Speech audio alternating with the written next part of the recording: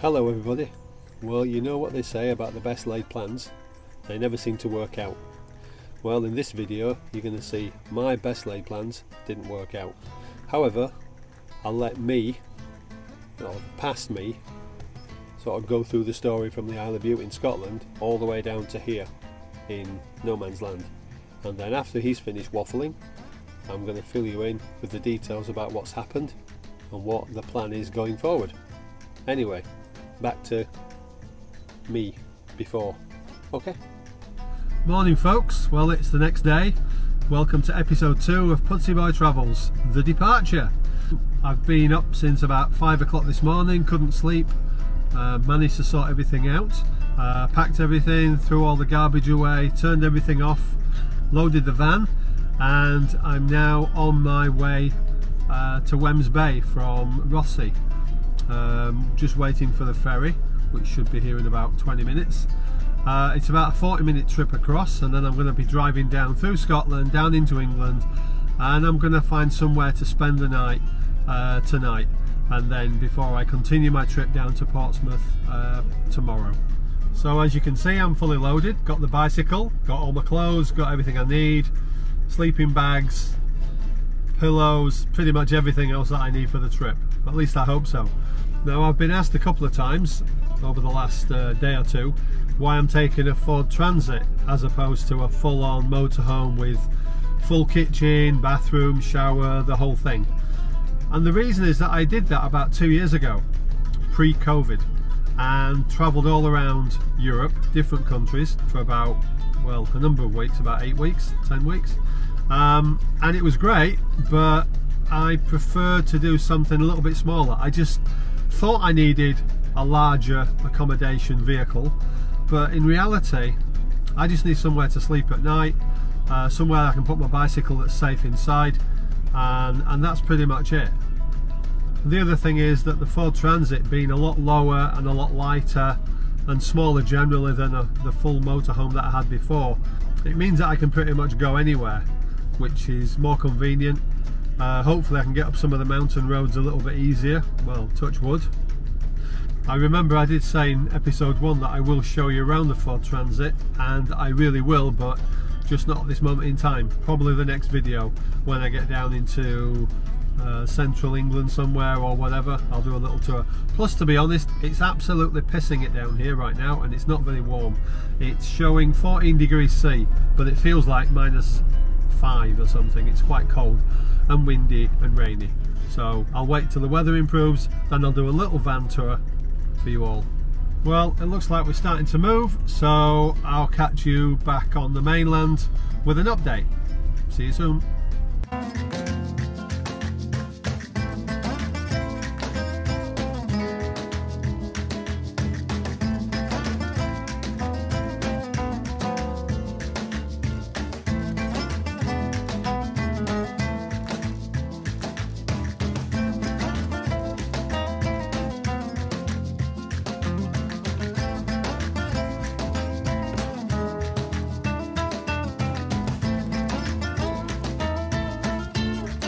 Back again on the road south on the M6, heading down towards Yorkshire, and then I may stay in Yorkshire tonight.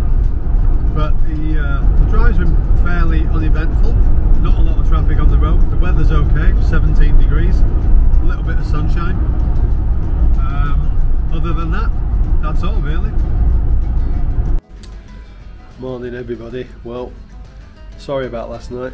I got here quite late into Bradford, West Yorkshire, and it was kind of a bit late to film. I was tired, so I just went to bed and crashed out. That was it. Anyway, found a place near Keighley, West Yorkshire this morning.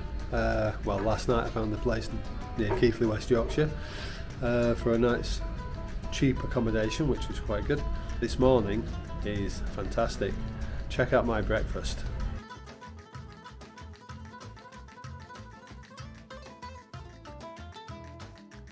And this is a little place I found, the Toby Carvery, next to Travel Lodge at Keighley. Very good food, good night's sleep, fantastic. And it even included a bath in the room. More than happy.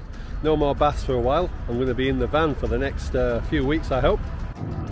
You join me on the M6 going south down towards the Cotswolds, where I'm going to spend tonight, and I've just had my PCR results. Yay! Negative! Viva España! Okay, right, I got another 2.5 hours to go, so I'll catch up with you at the service station, I think.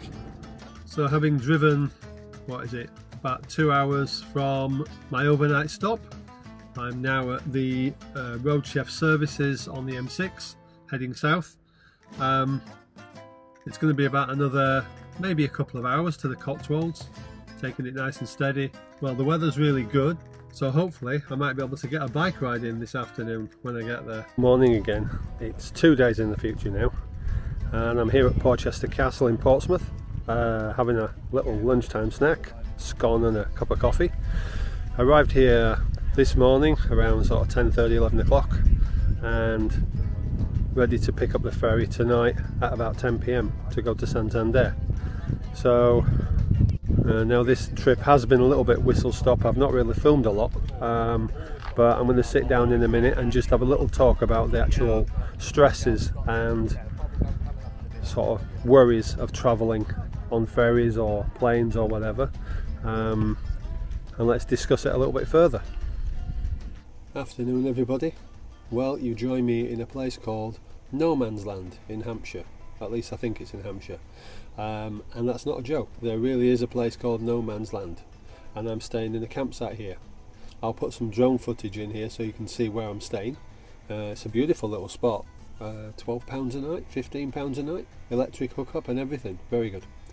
Anyway, I thought I'd do this little video just to show you how I do my editing, where I'm sort of located in the van. I've got my laptop, got everything here that I need.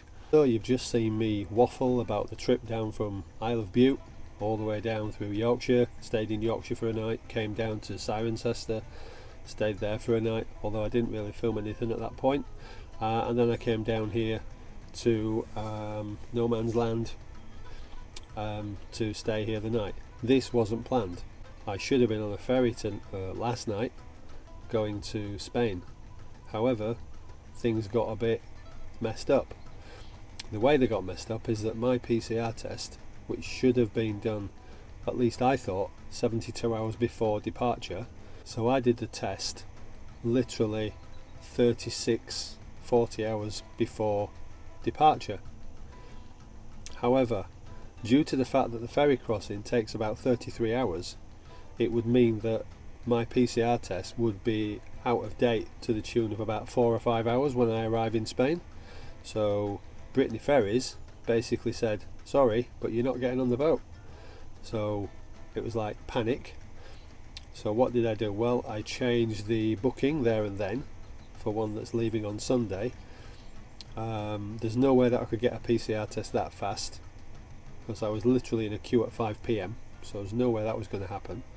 So I've now booked a PCR test for Saturday morning in Southampton, and it's a same day test, so I'll get the test results back the same day Saturday, and then it means that on Sunday afternoon I can get the ferry from Plymouth now, not Portsmouth, Plymouth to Santander, which is, I think it's an 18-hour crossing, and I've had to pay an extra £50 or £60 or something for a cabin as well, which I didn't have to pay before because I just got a seat. Although 33 hours just sat in one seat or wandering around, I think the cabin's probably a better option. Anyway, that's the plan going forward, and stay one night in Plymouth before getting on the ferry on Sunday afternoon. Fingers crossed, let's hope. And then I should arrive in Santander Monday, I don't know, lunchtime, 2 p.m, something like that. Well, that's the plan. Stay tuned. Episode 3, the gripping finale. Will Steve make it to Spain on Monday? Anyway, that's it for now, guys. Like and subscribe. Thanks very much for watching. See you in the next one. Bye for now.